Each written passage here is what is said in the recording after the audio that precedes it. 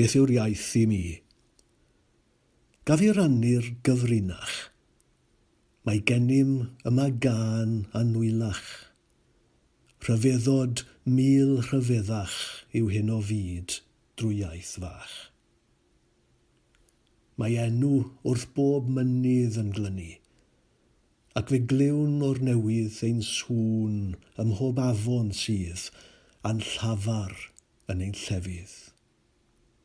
Ein daeareg, ein stori, ein galar, ein jocs gwael, ein cwmni, ein neuaddau, ein gweddi, ein ffordd o fyw ydyw hi. Mae croeso ym mhob trwad ohoni i'r un fyn ei siarad. Golau hon yw llysern gwlad, yw neuaddau'n wahoddiad.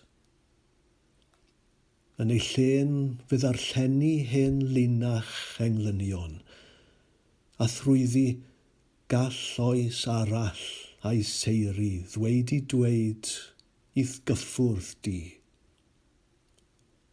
O'r hiodledd a'r rwdlan, doi i weld fod aer y tu allan, yn y 1000 o liwiau man, yn iachach drwy iaith fechan.